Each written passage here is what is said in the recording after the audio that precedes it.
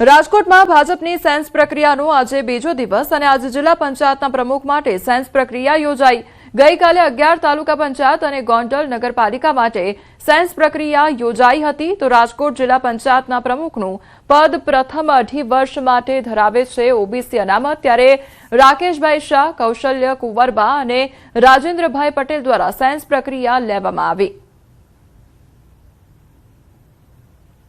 ગઈકાલે તાલુકા પંચાયત અને નગરપાલિકાની સેન્સ પ્રક્રિયા પૂર્ણ થઈ અને આજે અમારા 34 જિલ્લા પંચાયતના સભ્યો છે જેઓની જિલ્લા પંચાયતના પ્રમુખ, ઉપપ્રમુખ, કારોબારી, દંડક અને શાસક પક્ષના નેતાના પદ માટેની નિયુક્તિ માટેની એમની જે દાવેદારી છે એમના માટેની એમને દાવેદારી રજૂ કરી છે।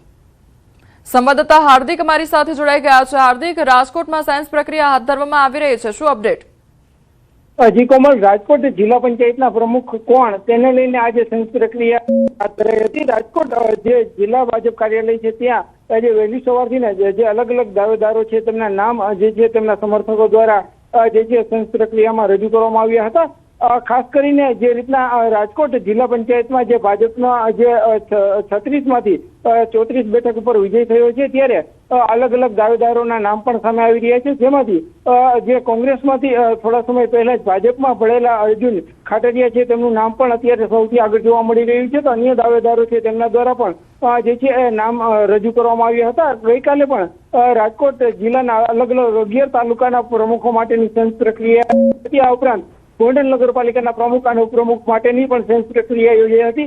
અલગ અલગ જે છે દાવેદારો પોતાના મત રજૂ કર્યા હતા। ત્યારે હવે આવતા દિવસોમાં એ જોવાનું રહેશે કે જે મોવડી મંડળ છે કોના નામ ઉપર જે છે એ મહોર મારે છે। જી કોમલ। જી હાર્દિક, સમગ્ર માહિતી બદલ આપનો આભાર।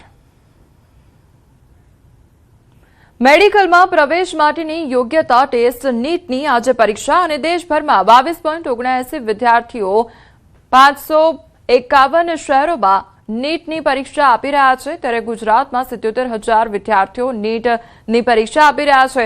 અગાઉ પરીક્ષામાં ગેરરીતિની ફરિયાદો બાદ મોટાભાગના સેન્ટરો સરકારી કોલેજોમાં આપવામાં આવ્યા છે।